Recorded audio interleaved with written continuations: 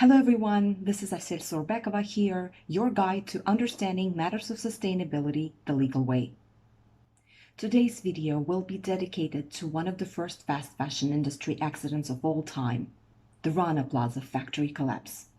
The building that produced clothes for many world brands, Mango, Benetton, Zara, Primark, and others.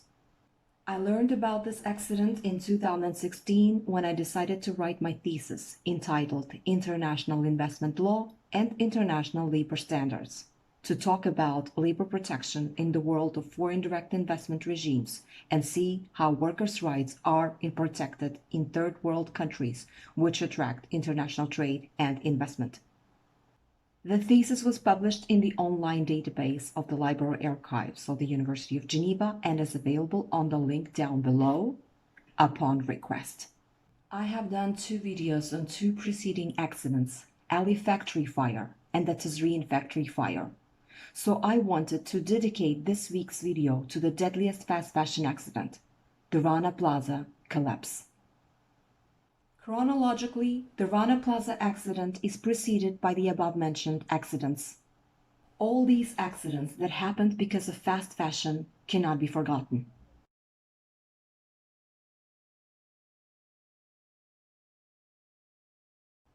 So let's talk about it. The 24th of April 2013, Dhaka, Bangladesh, more than 1,137 workers dead and more than 2,500 people injured after the collapse of the commercial building Rana Plaza, making it so far the deadliest garment factory accident of all times that involved apparel manufacturing for the biggest international clothes brands. It took less than 90 seconds for the Rana Plaza building to collapse, killing more than 1,100 persons. And those who could survive, among the 2,500 people injured, there were those who were trapped for days, those who had no choice but to amputate their own limbs in order to be freed from the rubble and survive.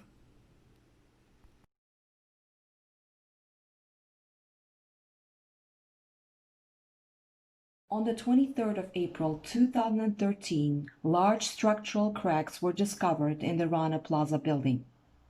The shops and the bank on the lower floors were immediately closed. But warnings to avoid using the building after the cracks appeared were ignored by the garment factory owners on the upper floors. Garment workers were ordered to return to work the following day, that is, on the 24th of April. So due to pressure from the management, on Wednesday, on the 24th of April 2013, thousands of workers went to work again at their garment factories located in the cracked Rana Plaza building. As you can see, occupational safety and health measures were compromised at the cost of human life and limb. The collapse of the Rana Plaza building brought worldwide attention to workplaces within the garment industry, taken as a whole. As I mentioned before, there were two accidents that occurred in the world of fast fashion in 2012. The Ali factory fire in Pakistan and the Tazreen factory fire in Bangladesh. But somehow, these accidents did not catch the attention of the public eye at the scale at which the 2013 Rana Plaza accident did. The attention of mass media and the public is usually drawn post factum, in the aftermath of an accident or event, to situations that leave many dead and injured at one place. And Rana Plaza collapse was 10 times and 8 times bigger than the Ali factory fire and the Tazreen factory fire in terms of the number of the dead and injured workers. In other words, the problem in the field of the fast fashion industry had existed long before the accidents occurred, but somehow everyone kept ignoring them until it hit hard, up until the backbone of fast fashion brands, when the Rana Plaza collapse occurred. And everyone, literally everyone, jumped out of their seats and held tight to their unethically earned hundreds of millions of dollars and euros.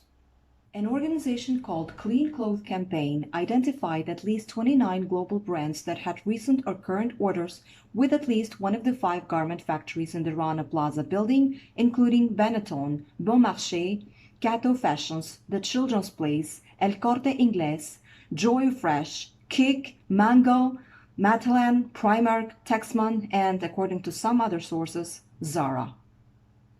The public interest and media attention at the Rana Plaza accident has resulted in more political pressure than ever before to effect change in the fast fashion industry. This attention, lobbying, and public awareness campaigns have led to approaches on prevention and remedy, with the establishment of the Binding Accord on Fire and Building Safety in Bangladesh, simply called as the Accord, and the Rana Plaza Arrangement, involving all major stakeholders, meant to compensate the survivors and the families of the killed workers. This arrangement was also meant to compensate the injured workers. With the help of the work of the Clean Clothes Campaign, Industry All, Global Union, and Uni Global Union, 8 Industry All affiliates, and over 43 clothing companies set out to advance a safe ready-made garment industry in Bangladesh by signing the 5-year legally binding Accord on Fire and Building Safety in Bangladesh, the 2013 Accord. This agreement was ultimately signed by over 220 companies, and by May 2018 it had contributed to significantly safer workplaces for many garment workers. You can read more about the Accord in the link provided under the video down below, but what I found most interesting is that, in short, the Accord was an instrument that had an objective of raising existing factory level of occupational safety and health measures. And between 2013 and 2018, the Accord required 50 factory buildings to temporarily evacuate as the structural inspections revealed a severe and imminent risk of structural failure. This was done to not let repeat a fate of Rana Plaza workers. The list of signatories is available at this link. In it, you can check which brands signed the agreement. For example, to name some of those who are most known that signed the agreement, the Accord, are CNA, Leclerc, Carrefour, Chibo, Kik, Hugo Boss, Lidl, Puma, Esprit, Benetton, Mango, H&M, and others. To maintain and expand the progress achieved under the 2013 Accord, over 190 brands and retailers have signed the 2018 Transitional Accord, Transition Accord, with the global unions, a renewed agreement which entered into force on the 1st of June 2018. Now let's talk about the question of compensation of victims of the Rana Plaza collapse. Calculations based on the International Labour Organization Convention number 121, named Employment Injury Benefits Convention, showed that the families of those affected by the Rana Plaza collapse were owed $30 million in compensation. In other words, they used an international labor rights agreement and drew up a calculation based off on that, according to which a $30 million fund would be needed to compensate for the victims and families of the deceased workers. Some brands resisted to contribute. For example, this was the case of Benetton, so maybe we will need to think twice before buying from this brand again. Following initial denials from the company with regard to their link to Rana Plaza, the Benetton, later publicly acknowledged that one of the garment factories in the Rana Plaza building, New Wave Style, was a supplier for Benetton. By October 2015, payments to the beneficiaries were complete. In total, more than $34 million were paid to families of the deceased and to workers injured in the collapse. The payments made under the scheme, along with the operational costs, were funded through the contributions made to the Rana Plaza Donors Trust Fund, set up by the International Labour Organization for the purposes of collecting donations. The majority of the $30 million fund collected was contributed by international clothing brands, with the rest paid by the Prime Minister's Fund and other small donors in Bangladesh. To conclude, personally, I think that the Accord and the Rana Plaza Donors Fund, the Rana Plaza Arrangement, were successful ingenes to help raise the occupational safety and health levels to lessen the likelihood of potential accidents and pay necessary compensation to victims and victims' families. these were the mechanisms related to Bangladesh per se. But generally speaking, honestly, I just don't know if another fast fashion accident will not happen and if the history will not repeat itself. Because while many are starting to dislike fast fashion, the era of fast fashion is not over. And considering the current situation, the world COVID-19 situation, it feels like as people don't have enough money, the majority is certainly okay with that as prices of clothes are cheap or affordable in this unstable economy, unclear situation with regard to employment market everywhere in the world, and just unclear future. So it's kind of like people have more important things to figure out and think about.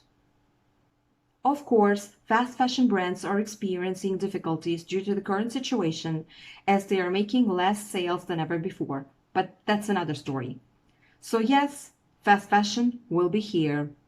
By the time you will have discovered this video, it will still be here, just maybe not in the same form, possibly. But it still will be fast fashion. Sweatshops still exploit workers and violate their rights, and brands, they keep doing business with them, even after 7 years after the collapse of the Rana Plaza building. I don't understand how fast fashion brands do not care from whom they order their merchandise. It seems that they just don't care how their clothes are made. And also, it seems that they do not care about their customers, as long as they keep making money. That's it for now. For a detailed understanding on what is fast fashion and how fast fashion works, check out my video called Fast Fashion, The Unspoken Truth and Human Rights. The link is right here. It is not the most perfect video on YouTube here on fast fashion, because it is my first ever YouTube video.